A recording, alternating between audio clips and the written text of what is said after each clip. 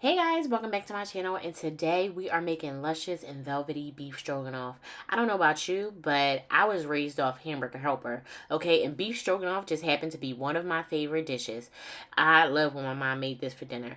But I'm going to show you how to make it in a more elevated way without breaking the bank because listen, we love a struggle meal over here. Amen? Amen. Let's get into this recipe. Hey guys, welcome back to my channel. I'm going to do a little something different today. I am going to walk you guys through a recipe without doing a voiceover. I figured it would be something different, something fun to do. And yeah, so let's get into it. So today I am making beef stroganoff. You might know or recognize that dish as something that you eat with like under the brand Hamburger Helper. And I figured wouldn't it be fun to make a from scratch version? I'm sure it'll come out way better than a box. So let's get started on what ingredients you'll need. So this is everything that I'll be using minus the seasonings, and we'll get into the seasonings when the time comes. But the main staples, we have sour cream, we have mushrooms, I have one small onion diced, I have ground beef. I'm using 80-20 ground beef, Dijon mustard. I have back here some, what is this? Egg noodles. I have beef broth, heavy whipping cream, cream of mushroom soup, and some cream cheese. So this is everything that you'll need. I spent about $15 for all of this right here. About $18, honestly. Actually, for all of these things.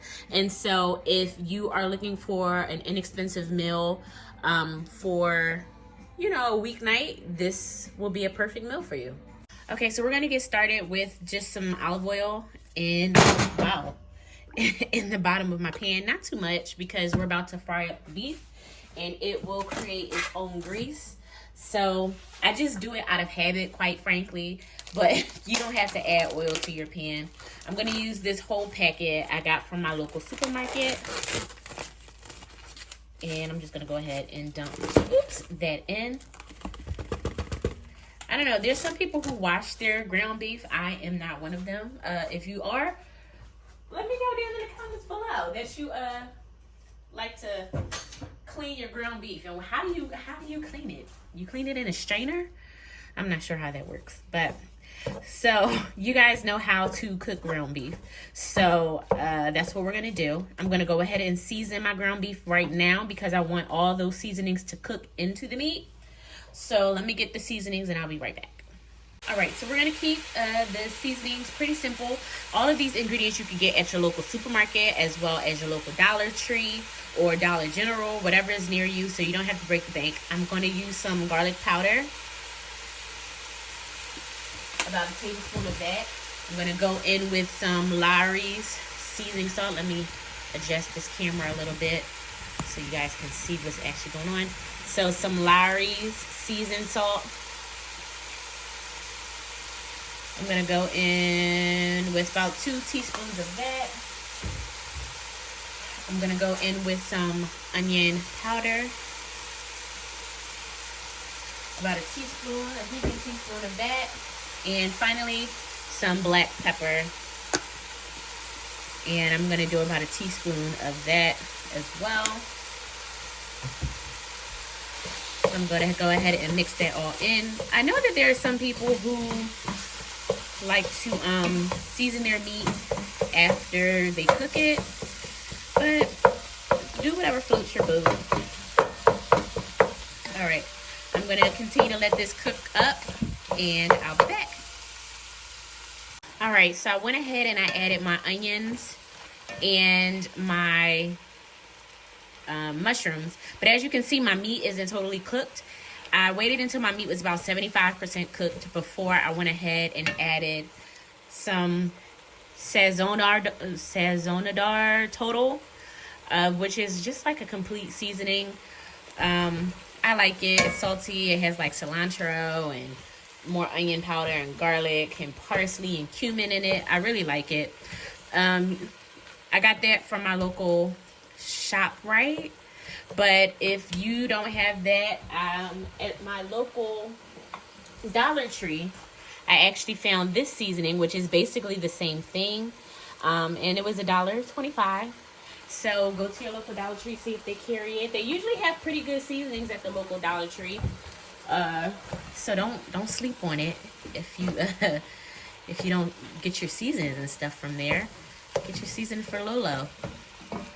But I like to put my veggies in when my meat is 75% cooked, so that those meat juices can really get infused in with the mushroom, and then the onions are cooked down really nicely. And as you can see, it's not a whole lot of grease at the bottom of my pan, so there's no need to really drain or strain it. So yeah, I'm gonna let this continue to cook up, and I'll be back. All right, so the meat is cooked up. Our mushrooms have shrunk in size, and the onions are nice and softened. As you can see, I now have grease in the bottom of my pot. So what I'm gonna do, the old school way, just get a paper towel and put it in there and let that paper towel soak up all the grease.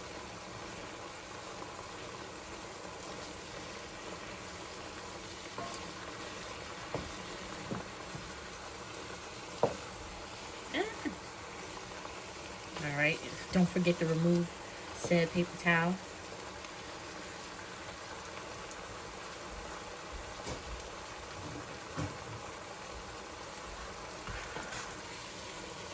All right, so once the grease is removed, I'm gonna go in with my Dijon mustard. You're gonna do about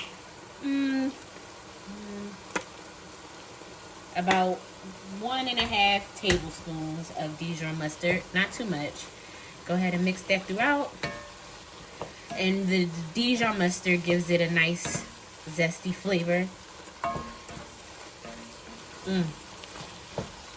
It's already starting to smell really tasty. Let's get you guys closer.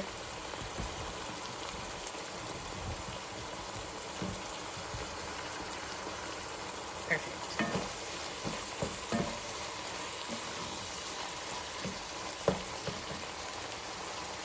I'm gonna do a little bit more.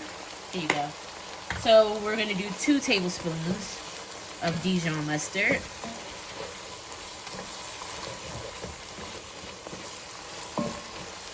Once that's all nice and incorporated, we're going to add our cream of mushroom.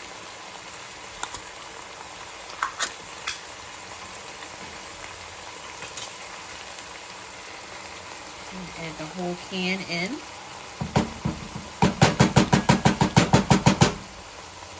Nice.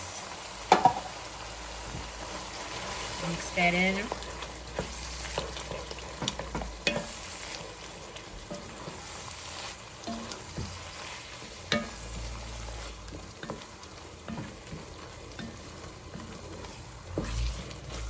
All right, now that that is mixed in, we're going to add our egg noodles. Make sure your surface of the pot is flattened, or the meat and the ingredients inside are nice and flattened. And we're going to go ahead and add our noodles, and then you basically want to make sure your noodles are nice and flattened as well.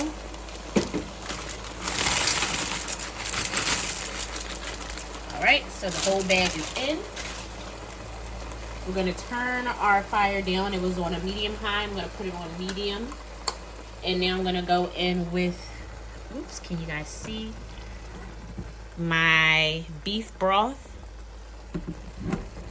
We're going to make sure, let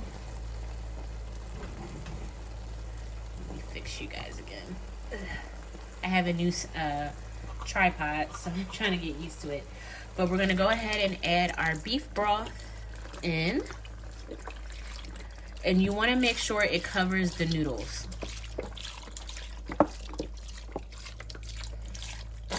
So that is a whole container of beef broth. I'm going to go ahead and just start to flatten my noodles into the beef broth. Be gentle so that it doesn't, you don't break your noodles. There we go.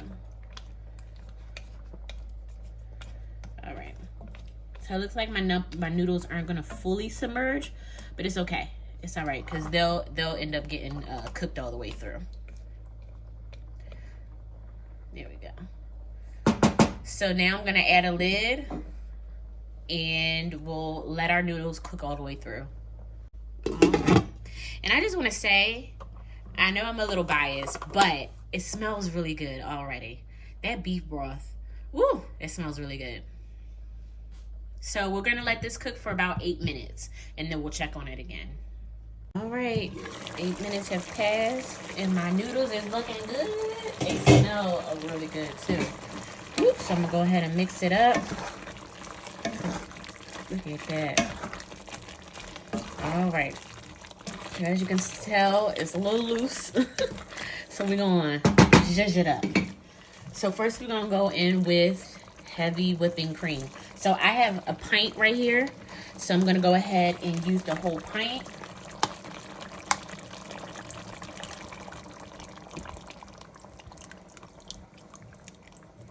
All right, the pint is in. As you can see, it's still thick and liquidy, but that is okay. Now we're gonna go in with how much is this? This is 8 ounces, so a cup of sour cream.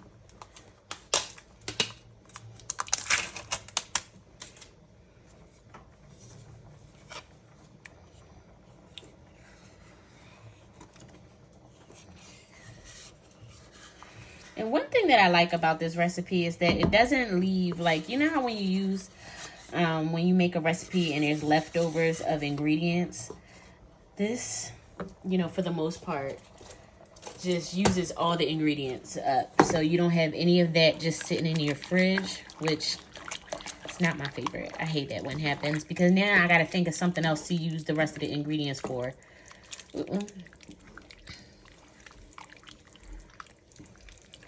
All right, gonna go ahead and mix all that in, and you can see that's starting to thicken up the sauce a bit.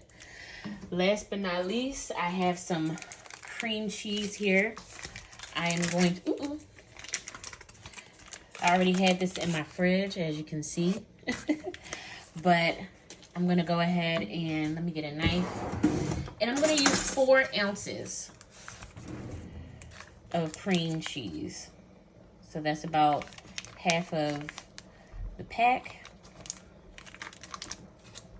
All right.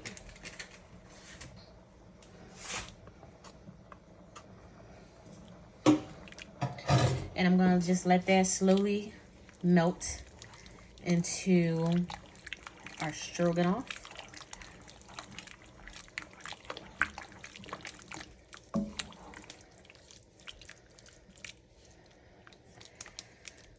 All right, and as that's melting, I'm going to go ahead and get a spoon and taste some of it, just so we can see if it needs anything.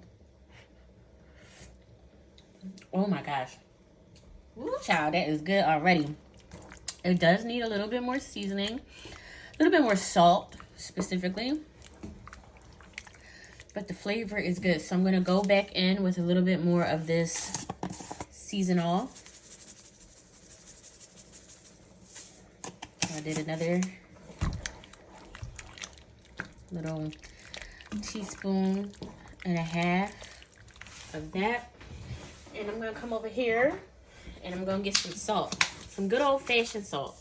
I ain't never hurt nobody. I'm going to go in with about a teaspoon of salt.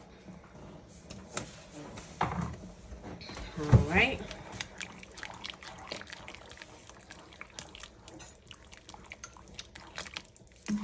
Mix that up. I'm gonna go ahead and try that again.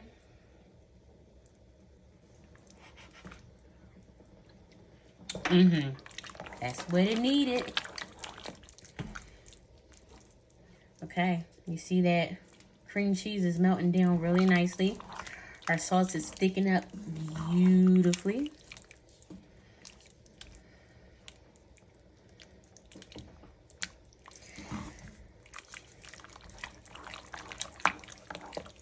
So, as you can see, this is looking It's looking like a soup, but that is okay. It is a-okay. Because it is delicious. And to be quite frank, I kind of like my stuff super saucy. Because I bought some of these, what are they called? I bought some rolls. Some Hawaiian rolls. And you sop that sauce up. Ooh, child. Don't get me started. Ooh, don't get me started. I'm so excited. Then it's going to be delicious. Okay. Let's keep moving it around. As you can see, that sauce is nice and thickened up. Beautiful. Beautiful. All right. I'm just gonna cut up my fire and bring this to just a little boil, just to make sure everything is nice and incorporated. And once it starts to bubble, that's when I'll shut it off, because I don't want this to boil. I literally just want everything to incorporate evenly. Ooh, look at that. It looks so good. It smells really good too. There it is. There it goes. You see it starting to simmer a little bit? That's what I want.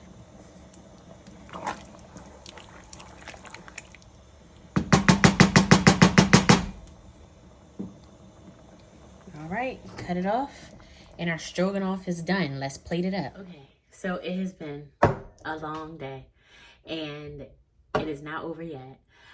So don't mind my tired face, my tired eyes, but it's all good. So I just got finished cooking the stroganoff. Ooh, I don't want it to spill, but I wanted to try it for you guys. So let's give it a whirl.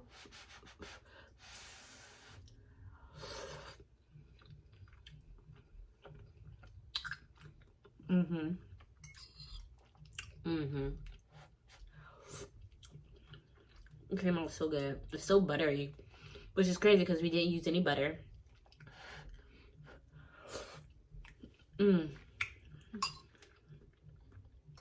It's so creamy. Oh my gosh. Hamburger helper who? For $15 you can eat like a queen or a king.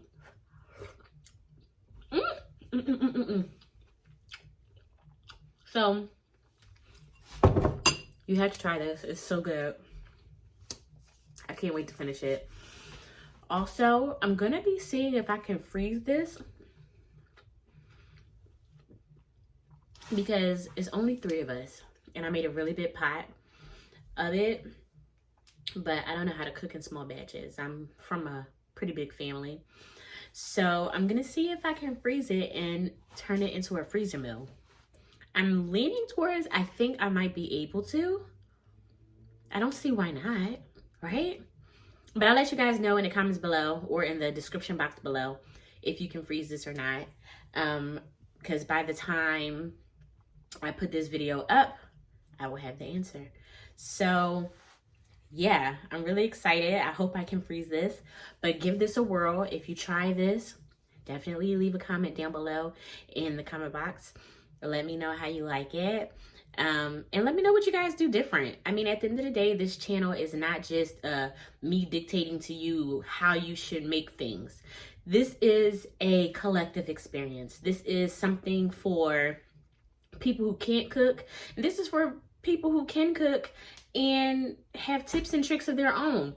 I want to learn. This is a community. So I don't want to ramble, but leave all questions, comments, suggestions down below in the comment box. Subscribe if you haven't already. And yeah, like this video. And I will see you guys in the next one. Bye.